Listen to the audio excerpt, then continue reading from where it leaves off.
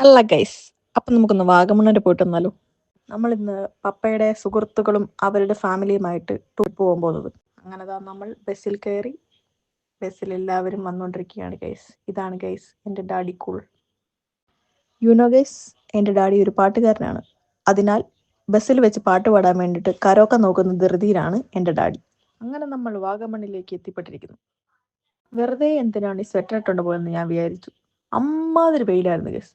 എന്നാൽ കുറച്ച് സമയത്തിന് ശേഷം എൻ്റെ പല്ലങ്ങോട്ട് നോൺ സ്റ്റോപ്പായിട്ട് കിടന്ന് വിറച്ചുകൊണ്ടിരിക്കുമായിരുന്നു. അമ്മാതിരി മഞ്ഞ് കയറി വന്നിട്ട് തണുത്ത് വിറച്ചു പോയി ഗൈസ്. ആ, ഒന്നിലും കയറാൻ പറ്റിയില്ലെങ്കിൽ എന്താ, എല്ലാവരും കയറുന്നത് കാണാൻ പറ്റിയില്ലേ, അത് തന്നെ വലിയ ഭാഗ്യം.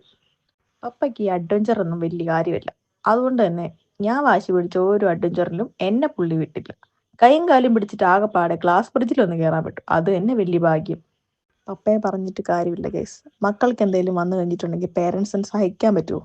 അതുകൊണ്ട് ആ ടെൻഷനിലാണ് എന്നെ പപ്പ ഒന്നിലും കയറ്റാതിരുന്നത്. ഒന്ന് ഊഞ്ഞാലാട്ടിത്തരാൻ പറഞ്ഞത് മാത്രമേ എനിക്ക് ഓർമ്മയുള്ളൂ. ബാക്കി നിങ്ങളൊന്ന് കാണുക ഗൈസ്. അടുത്ത ആട്ടിന് ഞാനെങ്ങാനും ഇനി മാനത്ത് പോയിരിക്കുന്നത് പപ്പയ്ക്കൊരു പേടി കാണുമായിരിക്കും. അതുകൊണ്ടാണ് ഗൈസ് ഞാൻ കിടന്ന് കരഞ്ഞത്, അല്ലാണ്ട് എനിക്ക് പേടി ഉണ്ടായിട്ടൊന്നുമില്ല. പിന്നെ ഡാൻസിന്റെ കാര്യത്തിൽ ഞാൻ ഒരു വിട്ടുവീഴ്ചയും ചെയ്യാത്തതുകൊണ്ട് അത് അവിടെ കിടന്ന് അർമാദിക്കും. വാഗമണിലെ യാത്ര അവസാനിപ്പിച്ച് നമ്മൾ തിരിച്ച് വീട്ടിലേക്ക് പോവുകയാണ്. വീഡിയോ ഇഷ്ടപ്പെട്ട എല്ലാവരും ലൈക്ക് ചെയ്യുക, ഷെയർ ചെയ്യുക, കമന്റ് ചെയ്യുക, ചാനൽ ഒന്ന് സബ്സ്ക്രൈബും കൂടി ചെയ്യുക ഗൈസ്. അപ്പോൾ പുതിയൊരു വീഡിയോ ആയിട്ട് വരുന്നവരെ ഓക്കെ, ബൈ.